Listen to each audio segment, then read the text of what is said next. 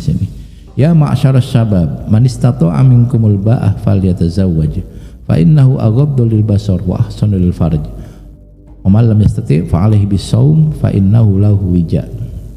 Dipilih hadis ini pertama kali itu ada alasannya, dan kita tentu nggak tahu alasannya, yang tahu yang nulis dan Allah. Tapi kita coba pahami orang-orang yang menggunakan hadis ini pertama kali. Ya ma'syarasy syabab, wahai para pemuda, man istata'a minkumul ba'ah, kalau kamu sudah mampu untuk menikah, falyatazawwaj, ya nikah saja. Di sini hadis dipilih motivasi untuk nikah. Dan kenapa yang dimotivasi kok anak muda? Saya tidak tahu alasannya, cuma saya tadi sebelum sholat subuh tuh mikir, kenapa ya Nabi menyuruh anak muda? Oh kayaknya kalau orang tua nggak disuruh nikah pasti nikah, Pak. Anak muda itu yang pertimbangannya banyak, harus meniti karir dulu gitu ya. Ntar ada ketakutan kalau saya nikah nanti gimana, nanti begini, nanti Ukraina perang sama Rusia, nanti begini, nanti Dajjal keburu turun. Nah, banyak banget pikirannya tuh Pak, kadang nggak relevan itu. Oh nanti IKN pindah, nanti saya mau caleg dulu, banyak banget. Makanya Nabi memotivasi yang muda untuk nikah, bukan yang tua. Kalau yang tua tuh sudah tahu dia harus nikah dan seterusnya, tanpa disuruh juga mau, tanpa disuruh, bahkan sudah selesai pun masih mau. Namanya juga orang tua ya Pak. Nah di sini yang muda disuruh. Kalau kamu sudah mampu, ba'ah itu dua isinya. Yang pertama hasrat nikah, yang kedua mu'natun nikah.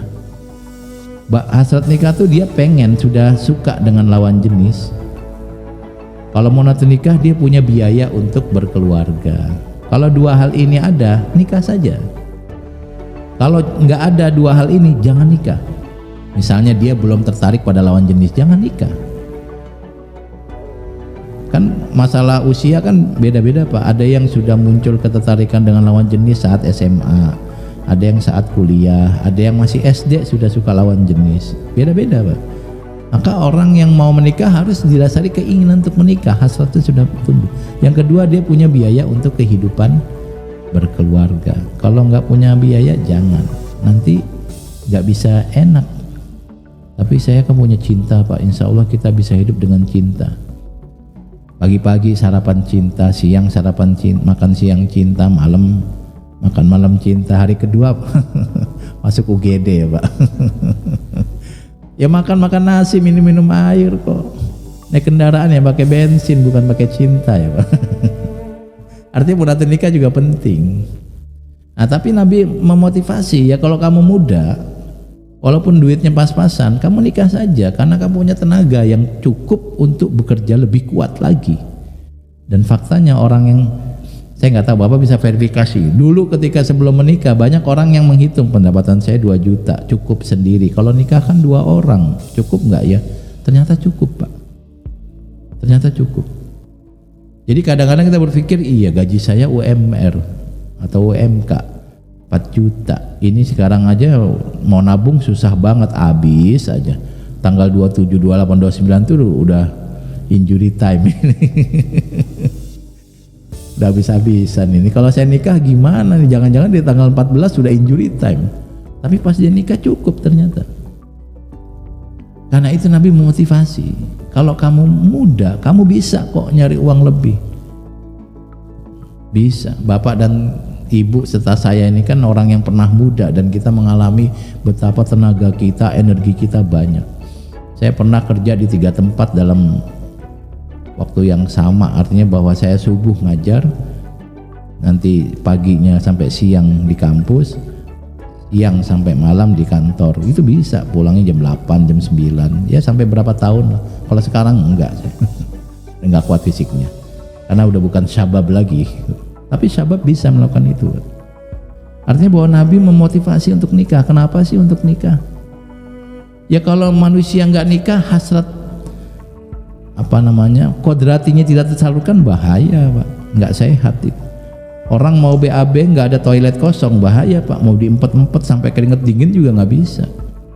Kalau sudah saatnya dikeluarkan saja, hasratnya disalurkan. Nah yang paling baik penyaluran adalah melalui nikah, karena tanpa nikah orang bisa menyalurkan hasrat seksual Pak. Cuma Nabi mengharapkan, agama mengharapkan, mewajibkan nikah, karena nikah itu yang membuat ikatannya kuat. Sekarang ada laki-laki ganteng, perempuan cantik, suka sama suka. Kalau dengan pernikahan ini sukanya sampai lama Pak, sampai tua, bahkan sampai meninggal. Tapi kalau tanpa nikah, nanti yang satu ini menjadi tua, dia udah nggak suka, atau dia yang tua dia nggak suka, atau dia sakit, ngapain punya hubungan sama orang sakit. Kenapa saya suka sama dia? Dia ganteng, kaya, sehat. Dia cantik, sehat, muda. Pas sudah tua hilang semua cantiknya, hilang gantengnya. Yang bisa mempertahankan hubungan ya nikah ini. Maka kita lihat orang yang menikah sampai tua bisa berbahagia. Kalau tanpa nikah ya ganti lagi dan seterusnya. Nabi nyuruh fa innahu aghaddu lil basar. Nikah itu bisa membuat pandanganmu lebih tertunduk. Bukan berarti kita merem. Ghaddul basar itu menjaga pandangan. Menjaga pandangan dari yang tidak boleh. Dalam konteks ini lawan jenis. Karena kalau kita melihat lawan jenis tertarik, nah itu nanti membuka banyak peluang-peluang dosa. Kalau sudah menikah, kemungkinan kita untuk tertarik pada lawan jenis itu terminimalisasi. Tetap pengen, tetap suka dengan lawan jenis yang bukan si istri atau suami. Tetapi kita punya apa ya? Punya tempat yang membuat kita nyaman, membuat kita bahagia. Dan kalau kita bersyukur, kita beneran bahagia dengan pasangan kita.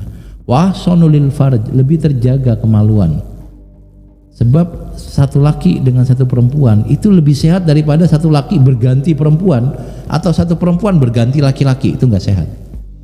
Dan saya bukan dokter, tapi saya membaca banyak sekali penyakit-penyakit kelamin yang muncul dari perilaku tadi itu, gonta-ganti pasangan yang di luar nikah.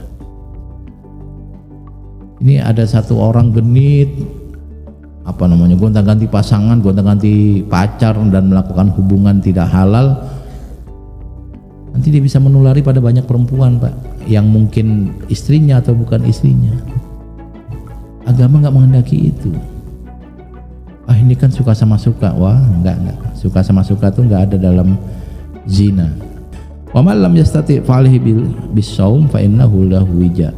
Kalau tidak mampu menikah karena belum ada biaya, hendaknya dia berpuasa, karena puasa itu bisa menjadi tameng buat dia menghadapi tadi ya hasad-hasad yang bisa ditunaikan secara tidak halal.